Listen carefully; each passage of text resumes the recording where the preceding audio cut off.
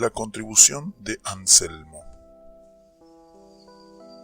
Hubo un gran pensador en la Edad Media quien no solamente produjo la antropología agustiniana, sino que también hizo una contribución positiva a esta, a saber, Anselmo de Canterbury. Vamos a ver su doctrina sobre el pecado. Enfatiza la doctrina del pecado original, pero subraya el hecho de que el término original no se refiere al origen del género humano, sino al origen del individuo en el presente orden de cosas. En su opinión, el pecado original puede también ser llamado peccatum naturale, pecado natural, aunque como tal no pertenece a la naturaleza humana, sino que representa una condición de ésta desde la creación. Debido a la caída, el hombre llegó a ser culpable y corrupto, y tanto la culpa como la corrupción pasan de padre a hijo. Todo pecado original, así como actual, constituye culpa. Puesto que el pecado presupone el ejercicio de la libre voluntad, plantea la interrogante: ¿cómo se puede atribuir el pecado a los niños y por qué deben ser bautizados para su remisión? Anselmo encuentra la explicación en el hecho de que la naturaleza humana apostató después de la creación. Al igual que Agustín, Anselmo considera cada niño como una parte individualizada de la naturaleza humana general que Adán poseía, de tal manera que en Adán ha pecado y por lo tanto el niño es culpable y está contaminado. Si Adán no hubiera caído, la naturaleza humana no habría apostatado y habría pasado de padre a hijo una naturaleza no caída. Sin embargo, en la presente situación, lo que se propaga es una naturaleza pecaminosa. Por lo tanto, el pecado original tiene su origen en el pecado de la naturaleza, aun cuando después el pecado actual es totalmente individual en carácter. Anselmo plantea la pregunta de si los pecados de los progenitores inmediatos son imputados a su posteridad, además del pecado de Adán. Su respuesta es negativa, porque estos pecados no fueron cometidos por la naturaleza común en Adán. El pecado de Adán fue único. No hubo un segundo similar, porque fue la transgresión de un individuo que incluyó dentro de sí a todo el género humano. Indudablemente este es un punto débil en el sistema de Anselmo, puesto que todos los pecados posteriores son pecados cometidos por la misma naturaleza humana, aunque individualizada, y no resuelve la pregunta de por qué solamente el primer pecado de Adán es imputado a su posteridad y no así el resto de sus pecados. Anselmo, además, llama la atención al hecho de que la culpa de la naturaleza en Adán, es decir, el pecado original, se basa en la culpa del individuo, mientras que en su posteridad, la culpa del individuo se basa en la culpa de la naturaleza. En la persona de Adán, todo el género humano fue probado. Al llegar a este punto, Anselmo aborda la idea posterior del pacto. Veremos su doctrina del libre albedrío. Al discutir este tema, Anselmo hace valiosas contribuciones. Declara inadecuada la definición popular de la libertad como el poder de pecar o no pecar, o como la possibilitas utriusque partis, pues no es válida en relación con los santos ángeles. Ellos tienen perfecta libertad moral y, sin embargo, no tienen la capacidad de pecar.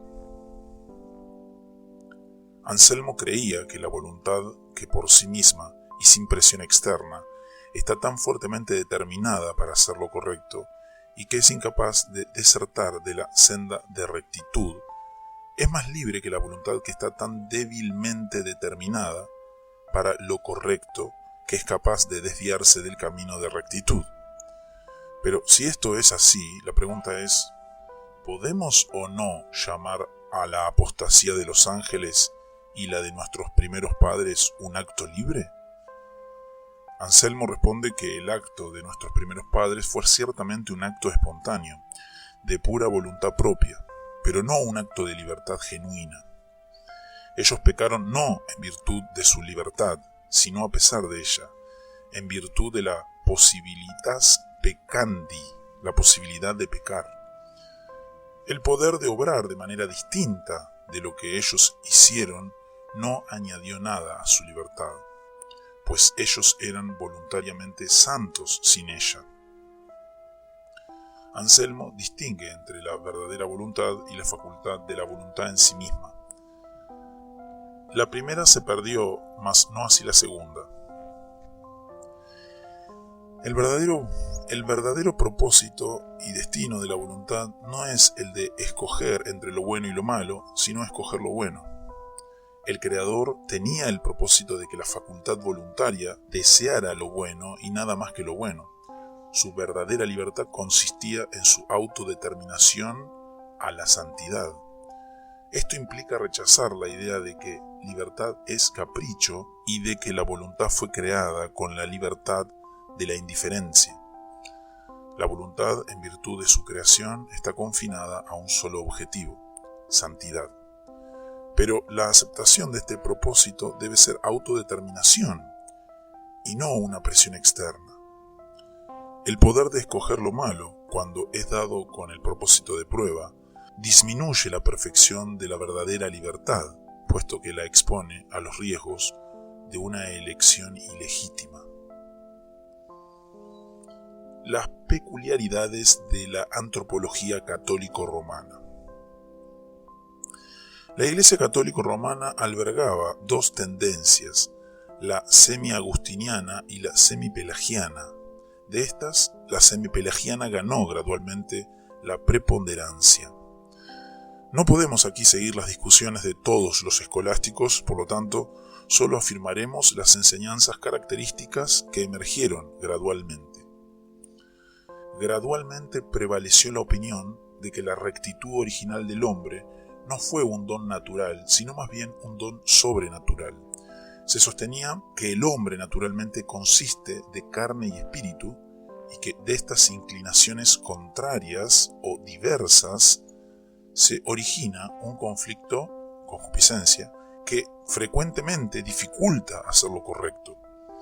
Para compensar las desventajas de esta debilidad original de la naturaleza humana, Dios añadió al hombre un remarcable don, la justicia original, que servía como control para mantener la parte inferior del hombre en correcta sujeción a la superior y la superior en sujeción a Dios. Esta justicia original fue un don sobrenatural, un donum superaditum, algo añadido a la naturaleza del hombre, que fue creado sin rectitud y sin perversidad positivas. Con la entrada del pecado en el mundo, el hombre perdió esta rectitud original. Esto significa que la apostasía del hombre no implicó la pérdida de ninguno de sus dones naturales, sino solamente una pérdida de un don sobrenatural que era ajeno a la naturaleza esencial del hombre.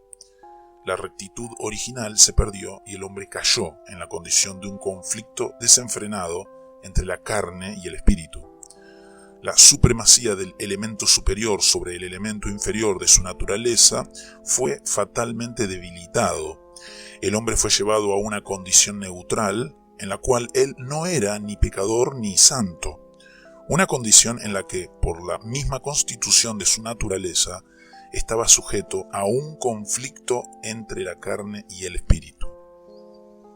Puesto que Adán, cabeza del género humano, fue constituido representante de todos sus descendientes, todos estos pecaron en él y llegaron al mundo cargados con el pecado original. Aunque los escolásticos difieren mucho en cuanto a la naturaleza del pecado original, la opinión predominante era que el pecado original no es algo positivo, sino más bien la ausencia de algo que debiera estar presente, particularmente la privación de la justicia original, aunque algunos añaden un elemento positivo, a saber, una inclinación hacia lo malo. Por justicia original, algunos entienden aquella rectitud original que fue sobreañadida al hombre, y otros además consideran también lo que se llama justitia naturalis. Este pecado es universal y voluntario en tanto es derivado de nuestros primeros padres. No debe ser identificado con la concupiscencia, los malos deseos y la lascivia que están presentes en el hombre, pues estos no son pecado en el propio sentido de la palabra.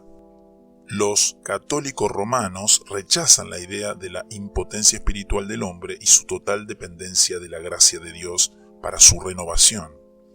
Ellos adoptan la teoría del sinergismo en la regeneración, es decir, que el hombre coopera con Dios en la renovación espiritual del alma. El hombre se prepara y se predispone a sí mismo para la gracia de la justificación, la cual se dice que consiste en una rectitud infusa. En los días de la Reforma, la Iglesia Católica Romana se opuso al monergismo de los reformadores con mayor vehemencia que a ninguna otra doctrina.